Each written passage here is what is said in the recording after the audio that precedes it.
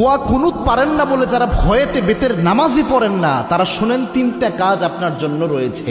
এই তিনটা কাজ করলে বেতের নামাজের পরিপূর্ণ সওয়াব আপনি পেয়ে যাবেন। সুবহানাল্লাহি বিহামদিহি। ইসলাম যে কত সহজভাবে আপনাকে সমাধান দিয়েছে কল্পনা করতে পারবেন না। এই যে বেতের নামাজে যে দোয়া কুনুতটা আমরা পড়ি, এটা কিন্তু অনেকের মুখস্থ হয় না, যার কারণে অনেক বড় দেখে অনেকে বেতের নামাজই পড়ে না যে আমি দোয়া কুনুত পারি না, আমি কি বা পড়বো। অথবা অনেকে এমন রয়েছে বেতের নামাজে দাঁড়িয়ে দোয়া কুনুতের সময় চুপ করে থাকে, একটা শব্দ করে না, এরকম আছে অনেকে। তো এরকম কোনোটাই মাধ্যমেই আপনার কিন্তু দোয়া কুনুতের যে হক এটা আদায় হচ্ছে না। এবং বেতের নামাজ এটা কিন্তু ওয়াজিব একটি নামাজ, এই নামাজকে আপনি ইচ্ছা করে ছেড়ে দিতে পারবেন না, এবং ওয়াজিব সবসময় চাইলে আপনি তরক করতে পারবেন না। এই জন্য বেতের নামাজ গুরুত্বপূর্ণ।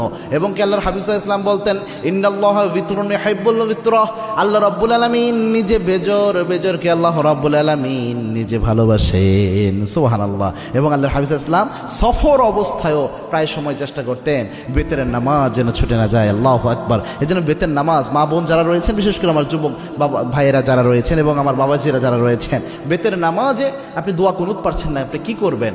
প্রথম যদি আপনি দোয়া কুনুত না পারেন তাহলে আপনি যে দোয়াটা পড়বেন, রব্বানা আতিনা ফিদ দুনিয়া হাসানাহ ওয়া ফিল আখিরাতি হাসানাহ ওয়া কিনা আযাবান নার।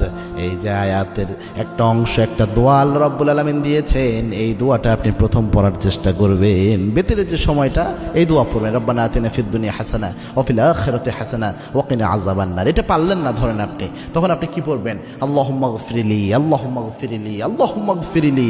এটা বারবার আপনি পড়তে থাকবেন, তাহলেও দেখবেন ইনশাআল্লাহ বেতরের হক আদায় হবে। 3 নাম্বার হচ্ছে আপনি পড়বেন আস্তাগফিরুল্লাহ, আস্তাগফিরুল্লাহ, আস্তাগফিরুল্লাহ। তিনটার যে কোনো একটা যদি আপনি পড়েন, আশা করা যায় ইনশাআল্লাহ বেতরের হক সাময়িকভাবে আদায় হবে। তবে এটা এই সময় পর্যন্ত, যতদিন পর্যন্ত আপনার মুখস্থ না হয়।